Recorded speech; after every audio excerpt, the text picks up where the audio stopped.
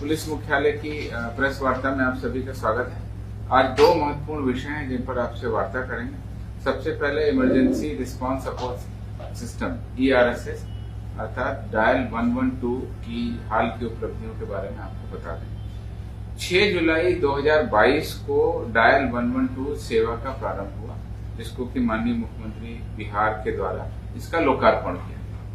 लगातार 112 के वाहनों की लोकेशन कहां पर रहनी चाहिए, किस तरह से उनका रिस्पांस टाइम होना चाहिए, उस पर प्रतिनियुक्त सभी कर्मियों की ट्रेनिंग भी दी गई है और लगातार सॉफ्टवेयर के माध्यम से उनकी ट्रैकिंग भी की जाती है, जिसके फलस्वरूप औसत रिस्पांस टाइम में भी कमी आई है और आम जनता को ज्यादा से ज्यादा लोगों को कम से कम समय में हम लोग सुविधा दे रहे हैं। दिसंबर 2022 में जब पूरी व्यवस्था एक तरह से स्थायी हुई और उसमें जब हम लोगों ने मेजरमेंट किया तो पता चला कि हमारा एक माह में औसत रिस्पांस टाइम था 51 मिनट। एक महीने में जो कॉल दर्ज की गई थी उनकी संख्या थी 26,114 और उसमें से 842 पर हमने डेली इवेंट क्रिएट किया, अर्थात उस पर हमने कार्रवाई की 842 और 51 मिनट हमको समय लगा था औसत।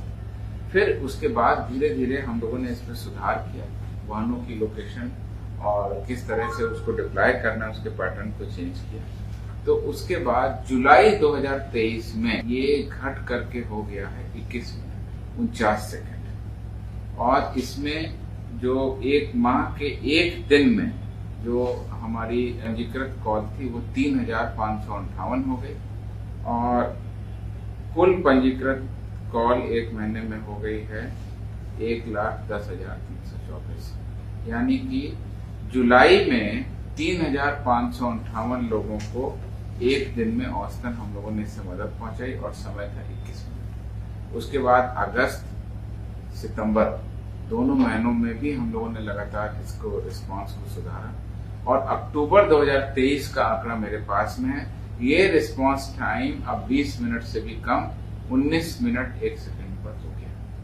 इसमें पूरे अक्टूबर महीने में 1,03,526 कॉल आई, जिसमें से 3,339 कॉल को हमने मदद पहुंचाई, इवेंट दर्ज की और ये रिस्पांस टाइम अब 20 मिनट से भी कम आ गया।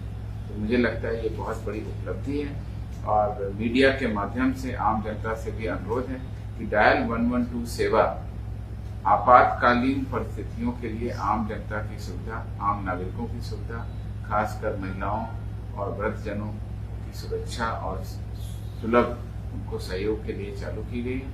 इसमें पुलिस के अलावा बाकी सेवाएं जैसे आगजनी के लिए या मेडिकल के लिए उसको भी एकीकृत किया गया है। इस प्रकार से अब हम कह सकते हैं कि औसतन 20 मिनट से कम समय में पुलिस का रिस्पांस हो रहा है और अधिक से अधिक मामले इसमें जनता रजिस्टर कर रही है।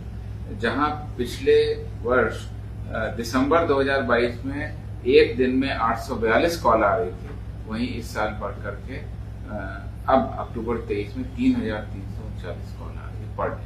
और पहले हम लोग एक महीने में मॉनिटरिंग करते थे, फिर 15 दिन में, साप्ताहिक, और अब हम डेली मॉनिटरिंग करते हैं। और डेली मॉनिटरिंग के आधार पर 5 नवंबर 2023 की जो रैंकिंग है रिस्पांस टाइम की, उसके आधार पर टॉप 5 जिले इस प्रकार हैं। जहानाबाद औसत टाइम 7 मिनट 49 सेकंड, बेगूसराय औसत टाइम 8 मिनट 21 सेकंड, नवादा औसत time 8 minute 25 second, Purnia 8 minute 45 second और गोपालगंज 8 मिनट 49 सेकंड।